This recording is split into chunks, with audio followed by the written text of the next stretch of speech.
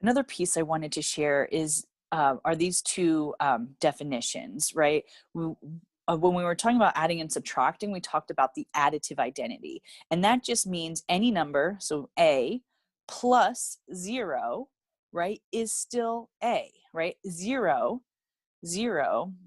is the additive identity. It means if you add 0 to anything, you still get that same thing. And that's really important because,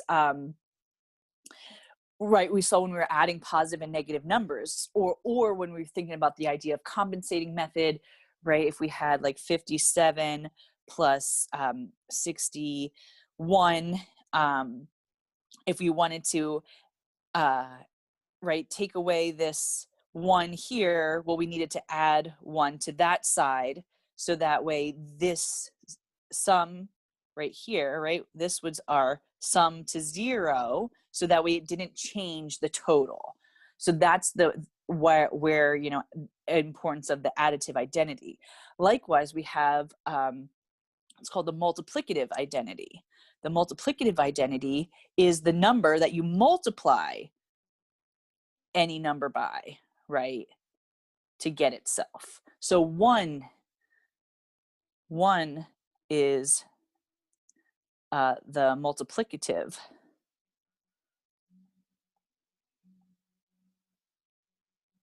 identity. And again, when you think of like any number, like 2 times 1, 3 times 1, 5 times 1, that's, you know, like you don't really think twice about why that is or how that is or why that's important. But really, just like with, you know, using kind of this idea of 0 to help either simplify calculations or other things like that, we're going to be using the multiplicative identity in the same way. If you think about, this is kind of a preview, and why multiplicative reasoning and the concepts and deep understanding of multiplication is so important is for when we get into fractions. And if you think about an example of this idea of 1 here, is when you want to find equivalent fractions, right? 2/3 is the same as 4/6 is the same as times 2, right? And you think about it in your head, right? Times 2 on the top, so times 2 on the bottom. And then you're like, wait, why in the world do you times 2 on the top and times 2 on the bottom? What's happening? And maybe you've never thought about that, but what you're doing actually is the multiplicative identity, right? You're not changing the total quantity. These are the same, right? That's what the equal sign means.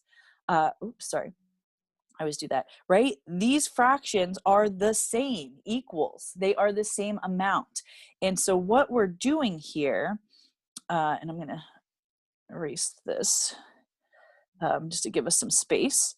And what we're doing here, we can see, is that if you take 2/3 and multiply that by 1, we get the same number. And so, sorry, I know that this kind of erased a little bit too much, right? 2/3 times 1 is the same number. And so what we can do is multiply by what some I've heard in the middle school call a fancy form of 1. Right here are 2/2 in both instances is the same as 1, right? It's a fancy form of 1. So when you multiply 1, right, 2/2 simplifies to 1, you are just using the multiplicative identity to use these equivalent fractions. And we'll see this idea of multiplying by 1 show up in fractions and more, just like this idea of adding 0, right, that showed up here in our compensation methods in adding and subtracting, right, equally prevalent. And so again, this idea of understanding multiplication and the identity properties of both multiplication and addition is very important.